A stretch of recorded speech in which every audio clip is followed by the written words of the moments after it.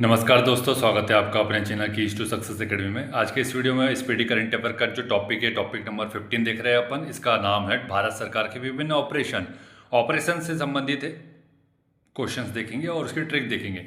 और ऑपरेशन का मतलब क्या है? ऑपरेशन ब्रह्मा आपने सुना होगा, ठीक है। इस टाइप के जितने भी ऑपरेशन सरकार चलाती है, भारतीय सेना चलाती है, ठीक है। तो उसके अपन ट्रिक से देखेंगे। लगभग आपको पता है 30-40 ऑपरेशन हो चुके होते हैं साल भर में, तो उसको याद रखना एक बहुत बड़ा टास्क हो जाता है। और तो आप ये चाहते हैं कि इसको हमेशा हमेशा के लिए याद रख ले, तो बहुत सही जगह पे आए हो। इसके अलावा और कहीं जाने की जरूरत नहीं पड़ेगी, अगर एक बार वीडियो अच्छे से देख लेते हो तो। और एक बार और देख लेते हो, मतलब 2 बार देख लेते हो, तो वो हमेशा हमेशा के लिए कंठस्थ हो जाता है। तो चलिए आज का वीडियो स्टार्ट करते हैं। इसके पहले के वीडियो नहीं देखे हैं तो जाकर के देख लेना, इसमें आपका ही बहुत ज़्यादा फायदा है। तो जैसा कि आप लोग यहाँ देख सकते हैं, लंबी चौड़ी लिस्ट है और ये लिस्ट को याद रखना एक बहुत बड़ा समस्या का सबक है। तो इसको कैसे याद रखा जाए? तो इसको याद रखने का जब अपने पास फॉर्मूला है, जब अपन चैनल खोल के बैठे हैं, और तो फिर क्यों इतना परेशान हो रहे हो। चलो स्टार्ट करते हैं इस, ठीक है। और चैनल को सब्सक्राइब कर लेना, ठीक है भाई। पहला देख लेते हैं कि ऑपरेशन फायर ट्रेल भारत में चीनी पटाखों की गैर कानूनी तस्करी को रोकने के लिए किया गया है। फायर ट्रेल, तो फायर किस में लगती है भैया? पटाखे में होती है ये। चलो ठीक है, ये इससे अपने इसको रिलेट कर लिया। अब सर चीनी पटाखे का क्या क्या करें? तो जो चीन वाले हैं ना, चीन वाले सबसे ज़्यादा क्या करते हैं, ट्राले के ट्राला भर के पटाखा बेचते हैं। तो इससे क्या होता है, पटाखा सस्ता रहता है, इस वजह से क्या होता है, लोग वहीं से खरीद के लाते हैं, ठीक है। तो ट्रेल से अपन याद रखेंगे ट्राला। और फायर किस में लगती है? फायर तो आपका होता है पटाखे में लगती है, ठीक है। तो गैर कानूनी तस्करी को रोकने के लिए। फिर नेक्स्ट है कि operation black forest Chhattisgarh Telangana की सीमा पर करे गुट्टा पहाड़ी पर चलाया गया नक्सल विरोधी ऑपरेशन है। सीधी बात है कि नक्सल से संबंधित है। और अपने राज्य देख लो, छत्तीसगढ़ और अपना कौन सा, तेलंगाना। तो ब्लैक फॉरेस्ट, तो फॉरेस्ट कौन सा है? ब्लैक फॉरेस्ट है छत्तीसगढ़ और तेलंगाना का, ऐसा नाम रखा है उसका, ठीक है। तो अब नक्सलियों को अगर समाधान करना है, नक्सलियों को ख़त्म करना है, तो इसके लिए क्या करना पड़ेगा? अपने को जितने भी गढ़ है, कितने गढ़ है? 36 गढ़ में नक्सली फैले हुए हैं, मान लो, है ना। और फिर वहाँ पर ये क्या है, तेज गाना गाते रहते हैं।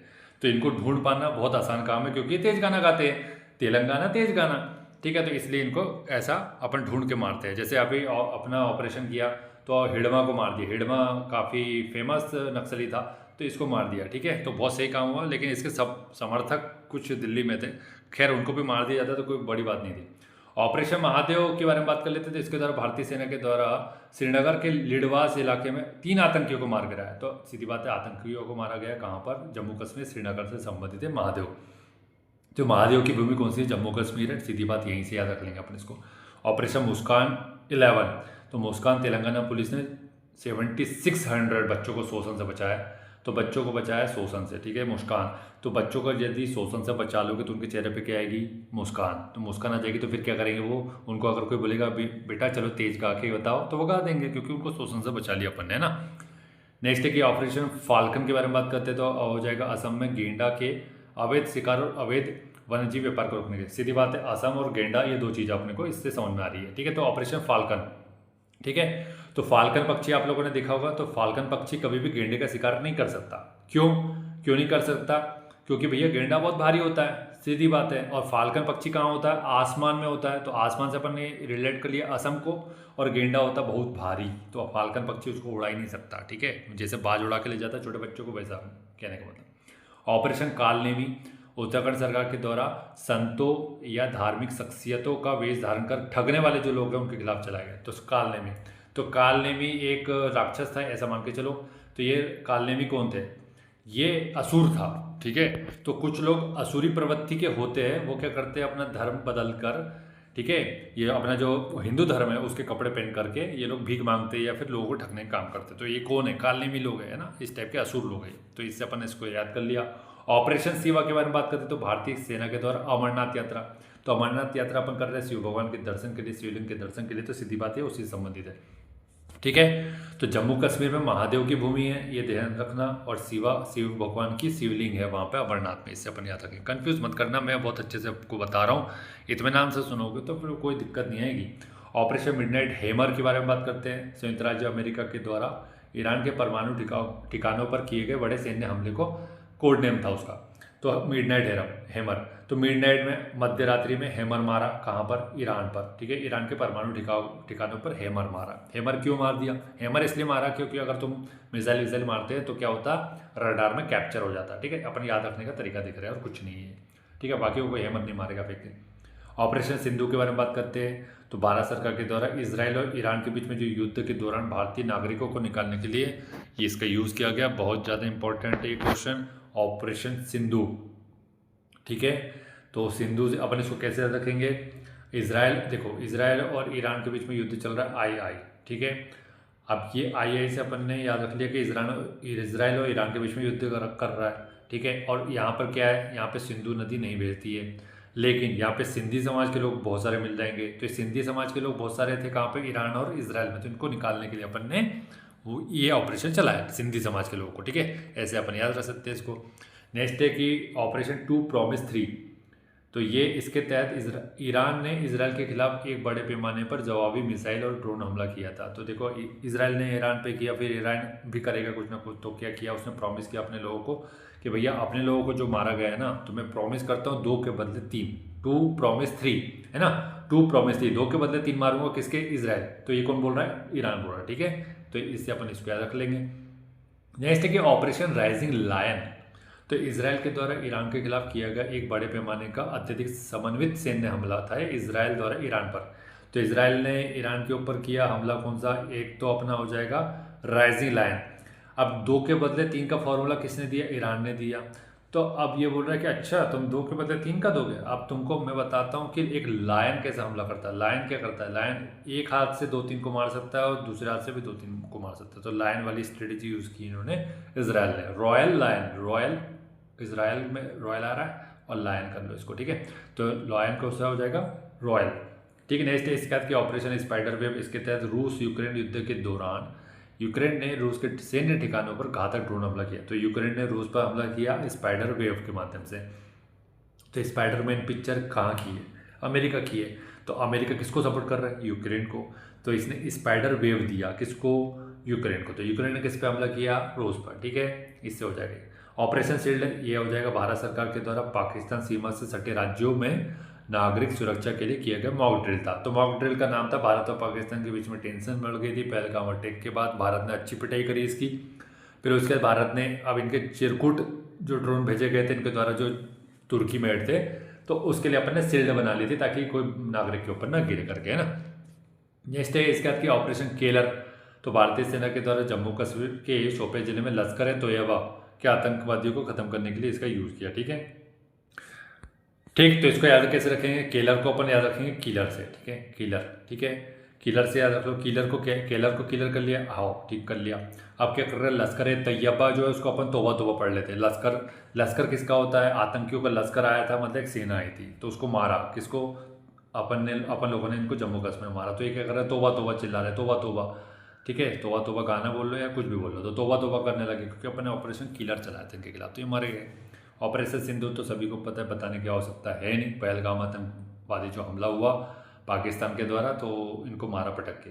ठीक है, इसका नेक्स्ट है ऑपरेशन चक्र 5 के बारे में बात करते हैं। सीबीआई के द्वारा डिजिटल अरेस्ट स्कैम बहुत ज़्यादा हो रहा है, तो उसके खिलाफ जो सीबीआई के द्वारा अभियान चलाया गया उसका नाम है चक्र। तो आप किसी चक्र को अपन पढ़ लेते हैं, चक्कर।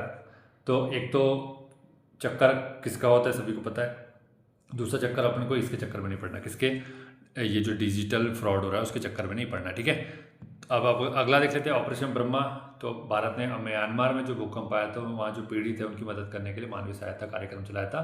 तो ब्रह्मा जी की मार पड़ी थी किस पे? ब्रह्मा जी की मार, म्यांमार मार, ब्रह्मा जी की मार। ठीक है, इससे अपन इसको रिलेट कर लेंगे। ऑपरेशन डेविल हंट के बारे में बात करते हैं। बांग्लादेश के द्वारा देश को अस्थिर करने की कोशिश कर रहे लोगों को गिरफ्तार करने के लिए। बकवास बात है, बांग्लादेश के लोग अपने ही नागरिक मतलब जो हिंदू समुदाय के लोग हैं उनको कत्लेआम किया जा रहा है, नरसंहार किया जा रहा है, ऐसा बोल सकते हैं। ये तो पुस्तक की भाषा है कि ऐसा, वास्तविकता इसकी विपरीत है कि यहाँ पर हिंदुओं का नरसंहार किया जा रहा है। तो डेविल हंट, तो डेविल कौन है? डेविल है बांग्लादेशी सरकार, डेविल है। ठीक है, डेविल मतलब असुर है। ठीक है, और हंट कर रही है किसको? हंट कर रही है हिंदुओं को। ऐसे अपन इसको याद रख लेते हैं स्टोरी बना के। नेक्स्ट है कि ऑपरेशन सद्भाव के बारे में बात करते हैं। भारत सरकार के द्वारा टाइफून योगी, इसको मैं अभी थोड़ी देर पहले बता चुका हूँ। ठीक है, तो इसने कहाँ कहाँ अपना प्रभाव छोड़ा? म्यांमार, लाओस और वियतनाम में, साउथ ईस्ट एशिया के जो नेशन थे। तो योगी जी की मार पड़ी थी। ठीक है, अपन इसको ऐसे भी कर सकते हैं, यागी को योगी कर लो। मार पड़ती, जो दंगा फैलाते हैं कौन? योगी जी की मार पड़ती है उनको। ठीक है, फिर वो लाओ को कर लो, फिर उनकी या तो लाश मिलती है या तो फिर उनको डंडे पड़ते हैं, ऐसा करके। ठीक है, तो ऑपरेशन सद्भाव, तो अब ये ऐसी इनके प्रति फिर अगर ऐसी योगी जी इनको मारेंगे दंगाइयों को, तो इनके प्रति कोई सद्भाव रखना चाहिए, नहीं रखना चाहिए। ऐसे ऐसे अपन विश्वास कर सकते हैं, ठीक है। ऑपरेशन कन्विक्शन उत्तर प्रदेश सरकार के द्वारा यौन उत्पीड़न और धर्म परिवर्तन को कम करने और इनमें जो संलिप्त अपराधी उनको गिरफ्तारी के लिए किया गया ऑपरेशन कन्विक्शन। तो कन्विक्शन होता है, कोई भी अपराध होता है तो कन्विक्शन होता है, उसको सिद्ध किया जाता है, साबित किया जाता है कि ये इसमें अपराधी है, ठीक है। तो कन्विक्शन किससे हो जाएगा? धर्म परिवर्तन वाले जो जिहादी माइंडसेट वाले होते हैं उन लोग के लिए कन्विक्शन किया गया, ठीक है। तो ये अपन इसको रिलेट कर सकते हैं इससे। अब ये लव जिहाद वाला केस सबसे ज़्यादा कहाँ होते हैं? उत्तर प्रदेश में होते हैं, क्योंकि आपको पता है 21-22 करोड़ जिसकी पॉपुलेशन है वहाँ पर ये सब तो होना ही है, ठीक है। ऑपरेशन राइजिंग सन, तो राजस्व खुफिया निदेशालय के द्वारा 4 राज्यों में सोने की तस्करी के सिंडिकेट को उजागर करने के लिए किया गया राइजिंग सन। कैसे याद रखेंगे? राइजिंग सन मतलब जो अपना उदय होता है सन, ठीक है, उगता हुआ सूरज। इस समय क्या जनरली मैक्सिमम लोग सोते रहते हैं, सोते रहते हैं। तो कई लोगों ने सोचा कि यार चलो अपन सोने की तस्करी कर लेते हैं, क्योंकि सभी लोग तो सो रहे होते हैं, लेकिन इनको ये नहीं पता कि लोग सोते हैं भाई, आर्मी कभी नहीं सोती, ठीक है। तो ये पकड़ा गया। नेक्स्ट है कि ऑपरेशन बॉम्बे रॉकेट के बारे में बात करते हैं। तो वायुसेना के द्वारा नैनीताल के जंगल में लगी आग को बुझाने के लिए, तो बॉम्बे से अपन देखो बॉम्बे को भाभी कर लें, ठीक है, भाभी कर लो बॉम्बे को। तो भाभी क्या कर रही है? जंगल की आग को बुझाने के लिए बकेट का यूज़ कर रही है। तो फिर भाभी को समझाया किसी ने, अरे भाभी बकेट से कोई बुझ जाएगा क्या? नहीं बुझेगा ना, तो अपने को हेलीकॉप्टर यूज़ करना पड़ेगा, ठीक है। ऐसा अपने समझा दिया इसको, भाभी को। ऑपरेशन मर्यादा, उत्तराखंड पुलिस के द्वारा केदारनाथ यात्रा के संचार के लिए। तो देखो भाई, केदारनाथ की यात्रा करना है, पवित्र स्थल है, तो मर्यादा में चलना चाहिए। मर्यादा का मतलब क्या है? आचरण अच्छा करना चाहिए। ऐसे नहीं कि आप रास्ते में चल के दारू, बीड़ी, सिगरेट, गुटखा इस टाइप की कोई हरकत कर रहे हैं, या अमर्यादित कपड़े वस्त्र धारण कर रहे हैं, परिधान धारण कर रहे हैं, ठीक है। अपन जिस संस्कृति से आते हैं उस संस्कृति को कभी नहीं छोड़ना चाहिए अपने को, ठीक है, ठीक है। बाकी फिर आप लोगों का दूसरी जगह जिस तरीके से पहनना है वैसे पहनो, मर्यादा में रहना चाहिए अपने को। मंदिर परिसर में कोई ज़रूरी है क्या? और जो लोग सोचते हैं कि भैया ये जो वेस्टर्न कल्चर है अपन हर जगह फॉलो करेंगे, आपको पता नहीं है पॉलिटिकल साइंस में एक बहुत बड़ा विचारक रह चुका है एंटोनियो ग्राम्सी, उसका एक वर्ड है हेजीमनी, ठीक है। ये जो पॉलिटिकल साइंस वाले वो अच्छे से समझते हैं।